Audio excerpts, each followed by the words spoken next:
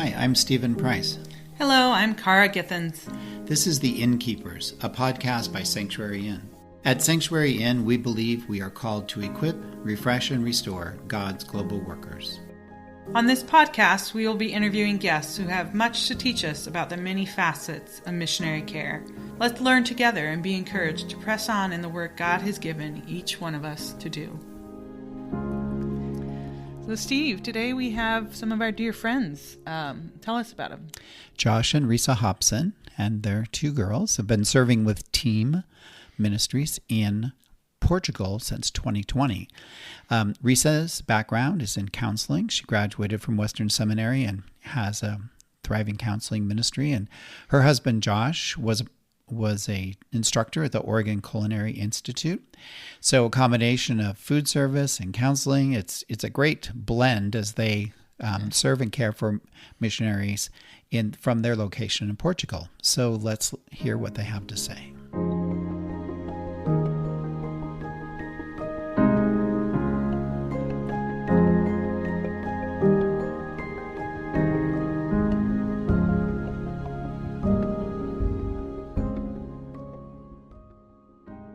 Well, Cara, we have the wonderful opportunity to welcome some good friends to our podcast today. Yes, Josh and Risa, thanks for joining us. It's our pleasure. Thank you. It's good to be here. Yes, so tell us a little bit about yourself and your ministry and kind of a little bit of your story. Well, I would say for myself personally, I have been a chef for over 20 years and worked a lot in the hospitality industry. And besides that, I would say I've also worked in, kind of helped out with a number of different church plants throughout the kind of Portland metro area. And so that's me in a kind of a nutshell. And I have been a counselor for over 20 years, and probably the last decade or so before going into full-time ministry was mostly working with professional helpers in the realm of member care. And currently we are working together, serving in Portugal, working with a member care ministry called Lado, just about an hour north of Lisbon. And at the moment, we're helping run a member care center called Reconto da Fonte, where we host people from all over Europe, North Africa, and the Middle East. Yeah, so it's a 4-bedroom facility. We have a teammate that kind of hosts that lives in one of the bedrooms. And so we offer up 3 other bedrooms for missionaries and church leaders and pastors from all over, like Risa said, all over Europe and North Africa, Middle East. Yeah. Now, is this a ministry you guys started from scratch, or tell me a little bit more about that? Yeah, this was a ministry we first got connected with quite some years ago.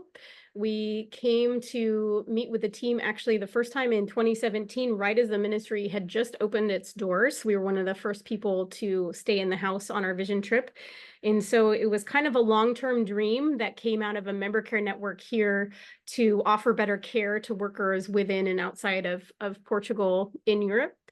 And it was something that really spoke to our hearts and really fit this vision for ministry that we felt God had given us. And so we took a leap of faith and started the process of raising support and coming here. So we arrived in 2020 when it was a few years old, and have just kind of jumped in to help grow and refine and kind of flesh out the services that we offer, in the hopes that kind of our long-term plan is actually to get a larger facility so that we can keep offering more services and hosting more and more people. Great. And you bring your skills too. By coming there, you can offer what you have to give. So what has it been like for you and your family to adjust to living in Portugal these last few years? Well, I'd say, it hasn't been terrible or anything like that. That's for sure. We get missionaries kind of from all over, and we have opportunities to meet a lot of different missionaries from all over. And I kind of relate our experiences sometimes with people going like to the far outreaches in Africa or like, rural Southeast Asia. And I'm just like, I did not have to live with some of those things. And so, Yeah. being in Europe, I think it's similar enough to the United States that yes, I mean there's language and there is cultural challenges, but at the same time, there's enough similarities that it hasn't been, it hasn't been really taxing and terrible, I would say. But yeah, I would say the most, most often thing is the issues I would say run into is just language issues where, just trying to talk to people, like you can't quite get it correctly. Or I'm like, I remember, we had car issues and, I realized how many words about the car I just did not know. Like it Yeah. just Right, never yeah. studied it. It's like, Yeah. oh, I should actually look those up, Yeah. It's the clutch. I think it's the clutch, and I don't know the Portuguese word for clutch. But it's things like that. It's items like that, or it's just little things like just trying to figure out.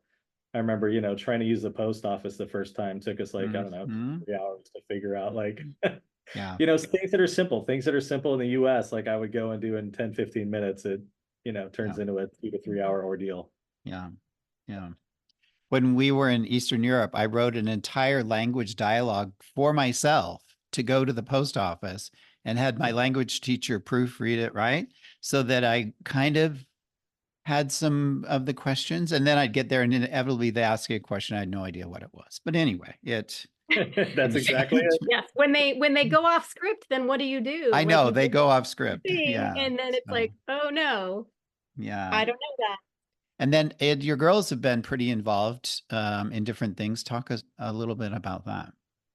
Yeah, I think for me, like that was one of the more stressful things. Like if it was just the two of us going overseas, no big deal. Like we Agreed. can live anywhere and go anywhere. But there was, I think, initially a lot of uh worry about the girls and how they would adjust. And so I think like the hardest thing probably was we came in the middle of COVID during like in between two major lockdowns here in Portugal. And so we were very on our own and very isolated. And so there was just this kind of a sense of loss of, really wanting our kids to have good friends and have community. And it was a little bit slow in the beginning. But they ended up going to language school with us and getting kind of a good foundation. And then they were able to start school the next fall. And it's interesting, right? Because we worry and we're coming here to do ministry and all that kind of thing. But God has also really blessed. We've seen how God has really blessed our family. Like we're in a town that we had never even heard of, didn't expect to be here. It just happened to be where we rented a house. And then the girls got into school here, and it's been a really good school for them. And they've done really well. It's kind of a small town, and the same kids that are in their school are in like their after school activities and that they see around town. And so they've really been able to kind of put down roots here and feel comfortable and develop friendships. And so if they're happy, then I feel happy. Yeah. Yeah. Yeah. And in regards, I was going to say in regards to the ministry and stuff like that too. So, obviously, their focus is school and being kids and stuff, but they also like oftentimes we'll bring them over if there's a family and meet some of the other kids and talk to them. And I would say just recently, we had a family that some of their kids were kind of struggling a bit and having issues and weren't connecting well with the local kids where they were serving and some other things like that. And just our girls being able to hang out and talk to them and relate to them and just be friendly with them, it made a difference. And we saw the parents were just like, oh my gosh, we love this. And they're talking about keeping in touch on WhatsApp or whatever and things like that. So it's pretty cool.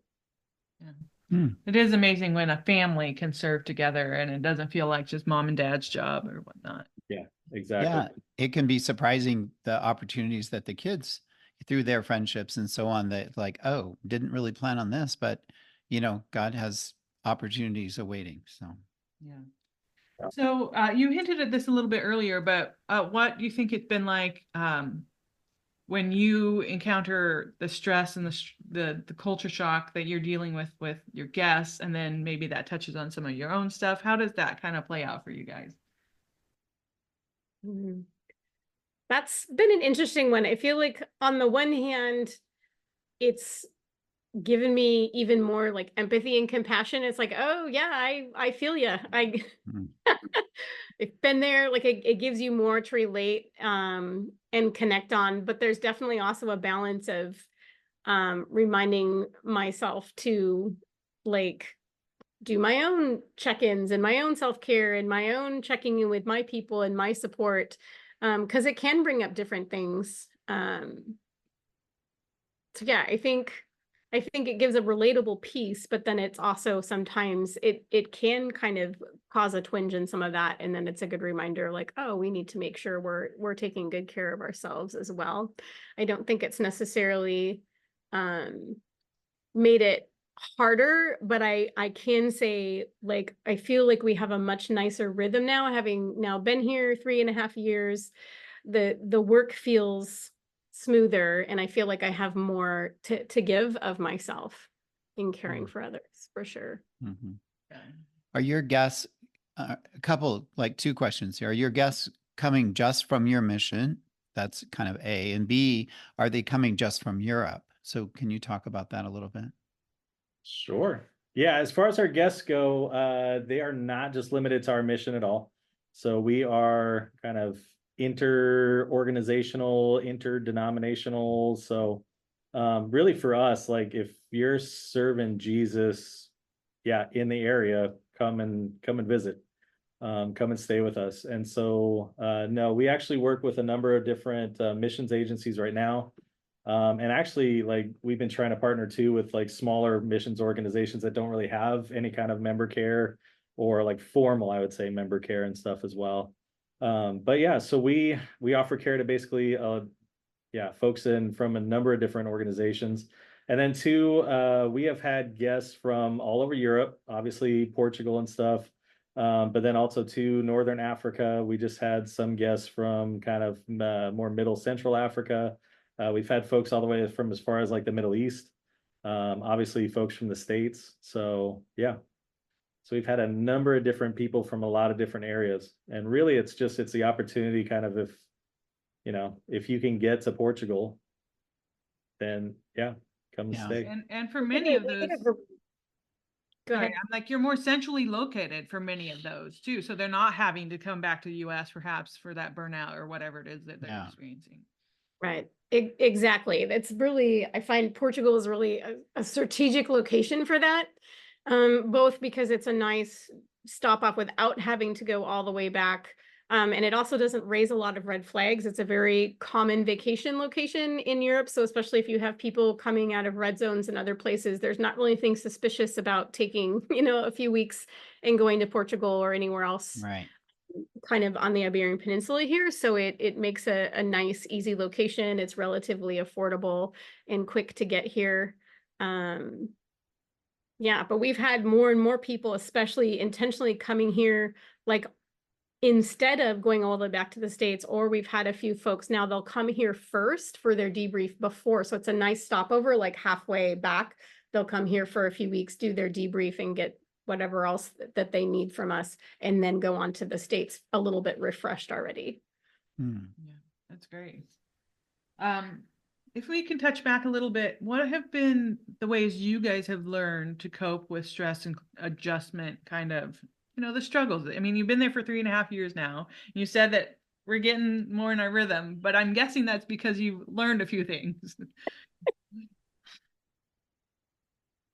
A lot of patience. I Mm-hmm. don't know. A lot of prayer, I would say. I don't know. To me, it's kind of like, I think like rolling with the punches a little bit and just, yeah, I don't know. Always knowing that God's in the midst of things. And even if it takes time or if it takes a little bit longer, I just think, yeah, a lot of patience and perseverance because things take a while here. I mean, we, registering the girls for school was like an absolute trial the first time. And, we've had business stuff that has gone on for like over a year that we keep like redoing paperwork and submitting things to the government. And yeah. And so it's been kind of interesting to kind of see that, but I think it's just, for me, it's a lot of patience and it's a lot of perseverance and a lot of prayer. Yeah. Hmm. I think for me, like a really good skill that I've kind of honed is like reframing, reframing and refocusing, like learning to recognize like, oh, that's not somebody out to get me. That's just a cultural thing. And so learning like what to let go of, like, okay, like there is nothing that I can control or do in this situation that is going to make this go any faster. So I'm just going to sit back and be chill, and it will happen when it happens. Or like, here's an area where, no, I don't think that is necessarily like, here's where I need to advocate for my kid or for myself. And so really learning where to speak up and how to speak up in a way that's appropriate to the culture, and recognizing like when it is just how it is here, and I need to figure out how to calm myself and be okay with that. So like, just learning when to push forward, when to relax, and when to just kind of take a step back. Like, I've learned a lot about taking a step back. It's a very, especially here in Portugal, it's a very slow culture. It's a very relational culture, and so that just takes time. You have to get to know people, and you have to put in the effort. In relationship is more important than so many other things, and learning how to navigate that. Yeah. Mhm. It's a relationship oriented culture versus a task oriented culture. Mhm. And I think Yeah. much of us here in the West are very much task oriented at the expense of relationship. And I think I had a season in Italy and grew up in Brazil, and they are so different. And you just have to, it's a complete brain shift Yes. Yeah. to adjust to that. Sometimes it's a matter of, it's like, oh, I got so much done today.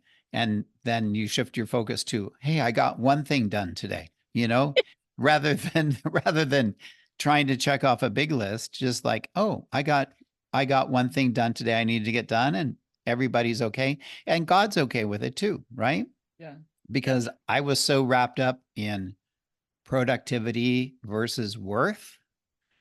Productivity and worth must equal the same thing, right? In an American worldview. In an yeah. American worldview, it's like the busier I am, the happier God is with me. And I kind of have to get rid of that. I mean, that's got to go out the window, because it's not true to begin with. And it's really not true in a culture where you're struggling to find your way. Right. So you've hinted a little bit at the struggle of, they do things at a slower pace. So getting the ministry up and going, there's been some challenges along the way. So describe that a little bit for us. I think like bureaucracy, like government bureaucracy has been one thing, or even just banking. Like, there's just a lot of, think, oh, I have this big heart, and I'm going to go do member care ministry, and it's all going to be so lovely and whatever. But there is this reality of, this is an organization, and there's rules about how you function as an organization, and having to learn laws and how things work. And so like a lot of that was having to learn how to do life here before being able to like get this ministry move forward. And so that was probably one thing that definitely slowed us down. And then two, you have this component of, we are a multinational, multi-organizational team. And so we have, we have people that we're working with who are Portuguese and Brazilian and German, and like all these different connections, and people from like opposite sides of the United States, even, who have very different cultures. And so there's, again, it's that relational piece of, oh, well, we have to all figure out how we fit together, and how to like emphasize each other's strengths, and how to grow as a team, because we have to be healthy and well for our ministry to be healthy and well. And so that, maybe, it's not anything wrong with that, but again, it's just one of those things where you just, there's an order to things, and that relational piece again has to come first. You can't just jump into the work. And then I would say the last thing is just, I mentioned before, we're looking at expanding. And so there's a whole nother piece of searching for properties, and what that could look like, and what's allowable, and how that works in a different country and culture. Mm-hmm. Well, and what about just some of the day-to-day, Josh? I mean, you go shopping, you want to feed people, you've got to figure out how to buy what you want, where to find it, and substitute something that you can't find, and things like that. How's that gone? I would say it was definitely challenging at the beginning. So I realized very early on how incredibly spoiled we were culinary wise in the Pacific Northwest, and you could find all sorts of fabulous ingredients and fabulous food and all that kind of stuff. And then And it's true, I would say, like, you can find a lot of that in Lisbon, but we don't live in Lisbon, so we're a good hour or so away. And so, yeah, just trying to find out where to actually purchase products. And it often means, hey, you know, there's a trip down to Lisbon to just go to, like, different markets here and there to pick up things. And then it is fun because when the girls have friends over, they see my pantry area and stuff, and they're like, "You have a lot of food," and hanging around. And I'm like, "Well, these are things that I buy in Lisbon." It's like, and or when I just can find them, it's you buy a case of something when you can, and because it's at the store like once every 6 months or something like that. And Yeah, so right. Yeah, if you see it, you buy it. Yes. It's Yes. kind of became our mantra is overseas. If you see it, you buy it because you're not going to see it again. That's exactly it. Yeah. I mean, a good example is there is really very, very little Latin American kind of food here and stuff. And so, like, I would find, I don't know, I have like 2 cases of pickled jalapenos, and the girls always make fun of me. And so, but it's one of my favorite things. And a lot of people that stay with us love them. And so they're always like, "Oh, Dad," as I'm buying like boxes, just walking Yeah. up to the Right. boxes. Yeah. Yeah. Hmm. Oh, so what have been some of the joys of, starting this ministry and getting to work with the guests that have been coming? Man, for me personally, it's getting to know different people. It's getting to be able to listen to their stories, to be able to walk alongside them in that, to be able to talk with them about, again, joys on their end and difficulties on their end and the challenges that they've had, and those kinds of things. And really just, I mean, being able to get to know people, and being able to get to know the families and the kids, as well. And just oftentimes I would say seeing them be able to relax. And the house that we have right now and stuff is about, I don't know, it's like a 2-minute drive to the beach. And so we've had some families just practically living at the beach the whole entire time. And we have opportunities where we'll just go down and hang out with them. And again, just being able to watch them kind of sit and unwind, unpack their bags a little bit, and just kind of, yeah, just be able to talk about what they've been through and what they've gone through.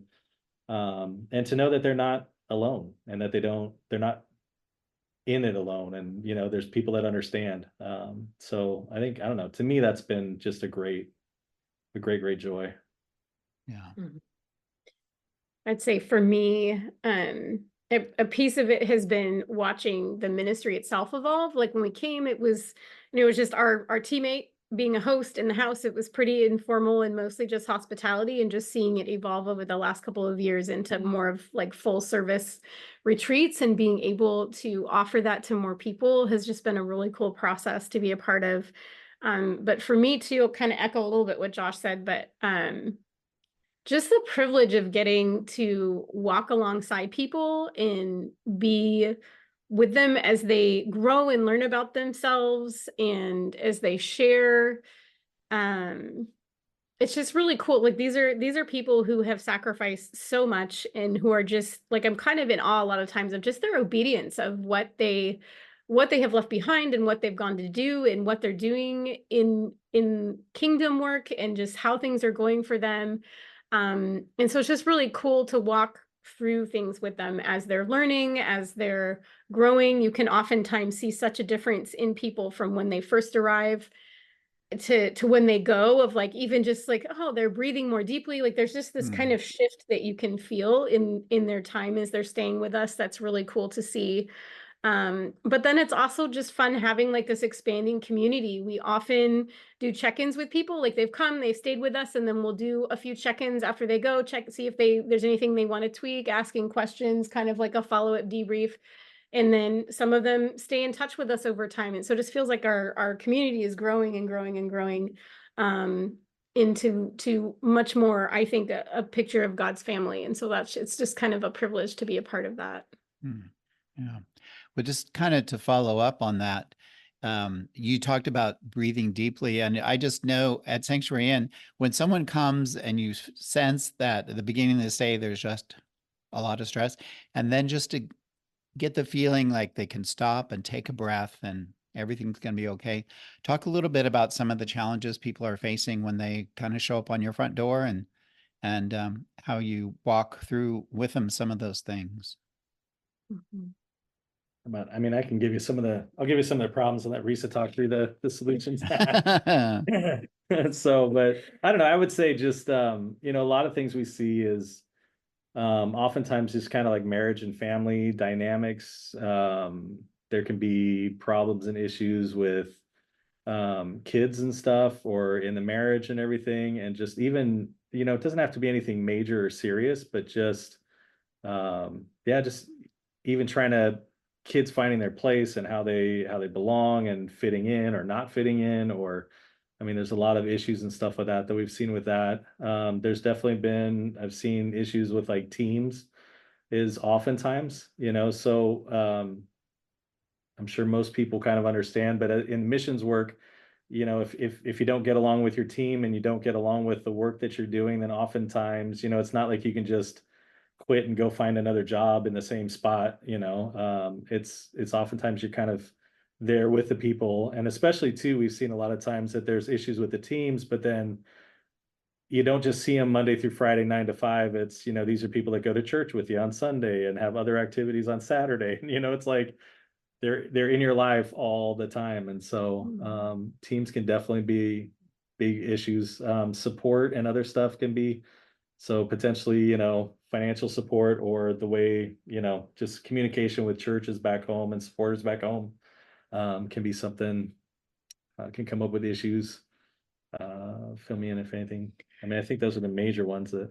Yeah, I think a lot of that starts with kind of that being more task oriented, because a lot of people, like, they don't take time away. They don't take time to rest. Like, there's a lot of focus on work and the ministry, or just navigating the dailiness of family life. And there isn't a lot of room to breathe or pause or, do anything kind of preventative, especially in the area of self-care.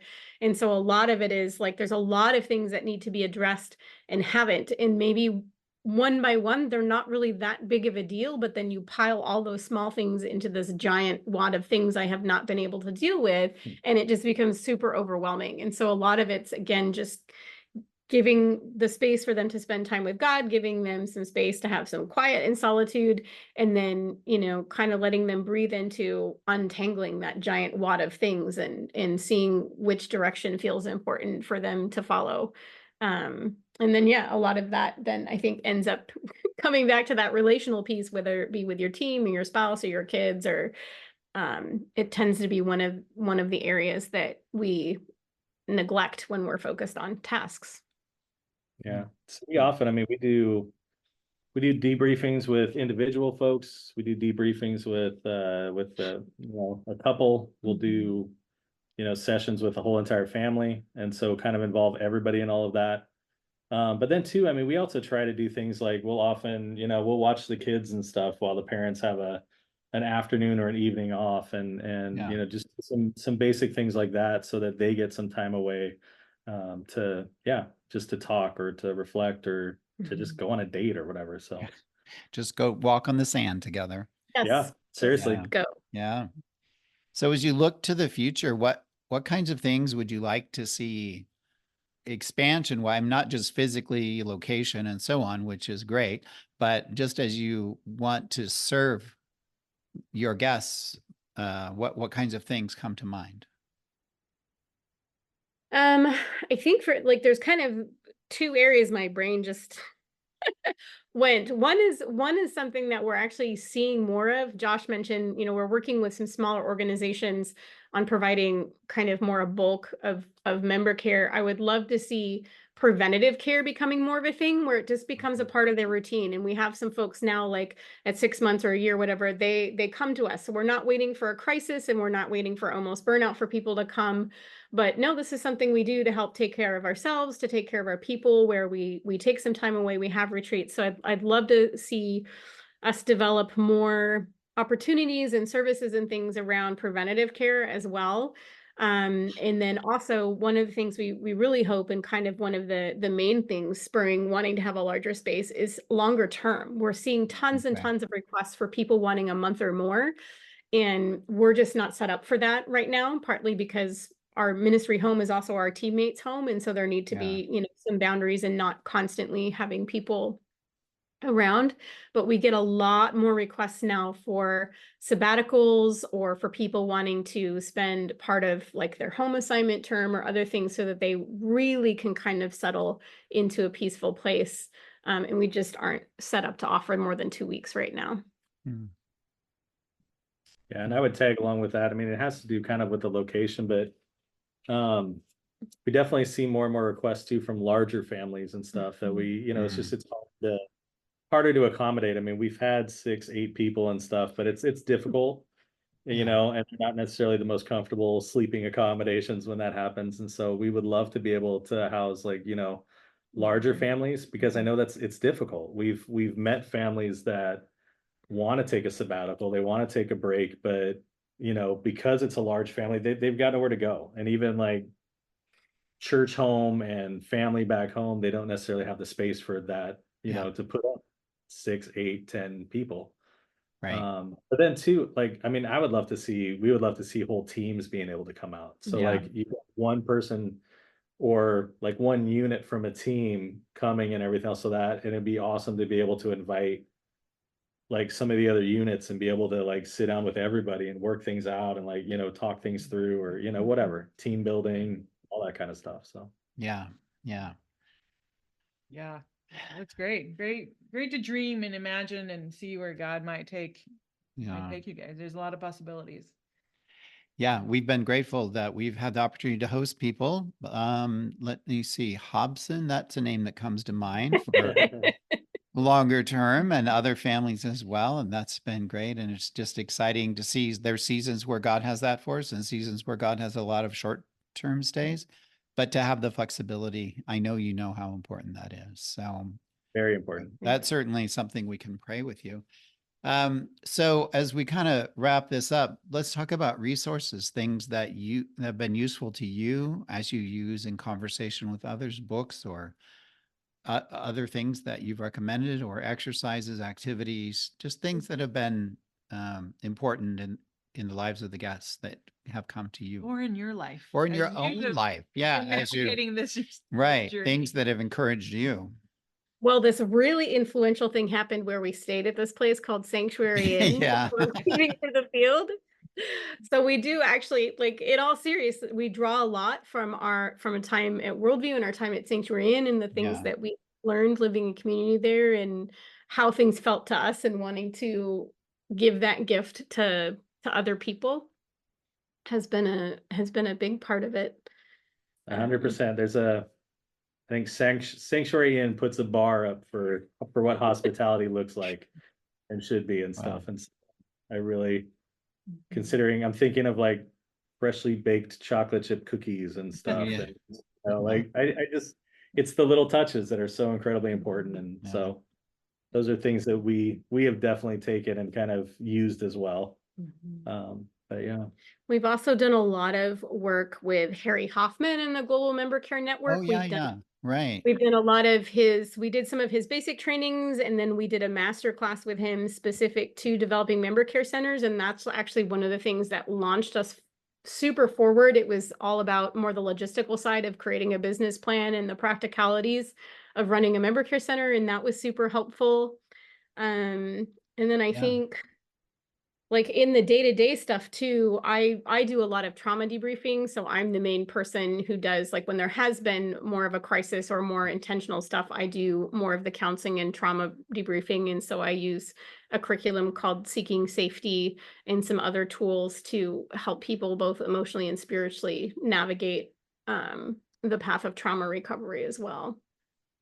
Any other things pop to mind? Just what's been really helpful for your girls? Has there been anything in particular that's kind of helped them along, or are they just sort of learning as they go? Or you mean in terms of like their adjustment process? Adjusting and just processing some of the things they come across. Yeah, I think is it raft? The They raft. The raft, there was the raft. There was a lot of things they learned both from the kids team at Sanctuary Inn as well as Yeah. through team, our organization. Right. Whenever we had a training with team, the kids kind of had their own training. But I think even more of what they learned from that is the conversations and connections they've had with other missionary kids, talking Yeah. with grownups who grew up as missionary kids, talking with other kids. Like they're still in contact with some of the kids they met at Sanctuary Inn. They're still in contact with a lot of the kids they've met at team things. And it's like their family keeps growing. And I think that's like knowing that there's other kids that understand them, that there's other kids who've been through similar things.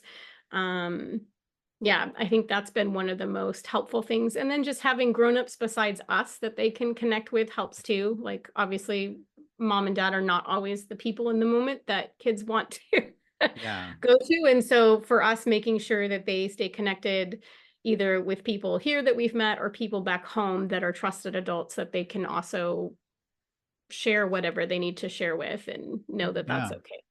Yeah. Yeah. Well, I'll So put in there glad- 2 cents too. It's kind of weird, but I don't know if it would necessarily make sense or whatever too. But like the local library system in the Pacific Northwest and stuff like that, you can do everything online. And so just even the fact our girls are both like avid readers, and the fact that they could still get their books online and Mhm. read and Oh, interesting. in English and all that kind of Yeah. stuff. I mean, because if all of a sudden you're moving to a different country in a different language, and I'm going back to reading like see Bob and See Bob Go kind of books, and I mean, in all Yeah. honesty, Yeah. Yeah. again, having access to books in English still from their local library was huge. Mhm. Or things like Spotify, we got a Spotify for them and stuff, and being able to listen to whatever music it's just that's been really helpful too, that they don't all of a sudden it's not just getting cut off from everything. Yeah. Yes, I would have loved to have a Kindle, an option to Right. the library when I was growing up in Brazil. I got Christmas boxes of books from one church that would send us books every year. And it was like, okay, these 10 books better last me a long time. There you go. Yeah. So, yeah, Yeah. that's awesome. I can totally see how that would be really encouraging. We were excited one day. We stumbled across an English language bookstore, and the books were subsidized, so they were about $1 a book. So we bought, I mean, it was all the classics, right? Classic American and English literature. We bought so many books. Yep. Yes. Oh. Well, it's so good to hear that you guys have been adjusting and being able to serve, and that things are up and running and you're making an impact. I know that it takes time. It takes time to Mhm. adjust. I mean, you've been there 3.5 years, and I'm sure the first couple of years with COVID and everything was like, when's it ever going to get going? So it's just a joy to hear how you guys have been able to get things going, and God has been with you on the journey. Definitely. He doesn't waste Absolutely. anything. No. Yeah. So thanks for sharing with us today and sharing with our audience. And we will be sure to put a link to the resources and to Lado as well, because we want people to come and stay with you. Any of our listeners, Yeah. look them up. Okay. Thank you, guys. Yeah. Awesome. Yeah, Thank you so much. so much.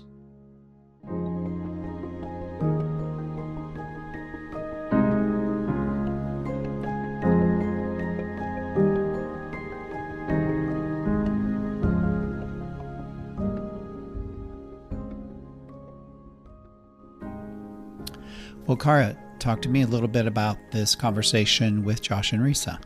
Yes, so it was just a joy to spend some time with Josh and Risa and get a taste of what they're doing. Just so encouraged to see them thriving in what they're doing now, and excited about their vision for the future, and just the wisdom that they have experienced and gained, hard-earned wisdom, right? That they're there cross-culturally themselves, and then also serving those that are in some challenging locations. They're reaching some missionary guests that otherwise probably wouldn't have a place to go. Yeah, I was really encouraged by just the number of guests they've been able to host, as well as from all over that part of the world. Yeah. And beyond, that they've been able to host and have there in their home. And so I'm excited about that and excited to hear that God is blessing them and encouraging them. And it was just a great conversation. Yeah. So if you are on that side of the world and looking for a place to go, please look up Lado, and the link will be in our show notes. Thanks for joining us. Thank you for joining us for the Innkeepers podcast. Our mission at Sanctuary Inn is to equip, refresh, and restore God's global workers. We hope today's podcast was an encouragement to you, or maybe the podcast you heard today, you've been prompted to pass this along to someone you know that could benefit from today's conversation. Creating a podcast is a team effort. Cara and I prepare and do the interviews, and we're grateful for the time that our guests give us out of their busy lives to help us learn more about missionary care. We want to thank Tim Downing for the music he wrote and performed for the Innkeepers podcast. Tim is a very talented musician, and you can find out more about Tim at downingkeys.com. Our podcast is edited by Javier Bolanos, and our website and show notes are prepared by Micah Githens, my amazing husband. You can visit the Sanctuary Inn website to see more of Micah's great work at sanctuaryinn.org. Thank you for joining us on our journey to learn more about missionary care.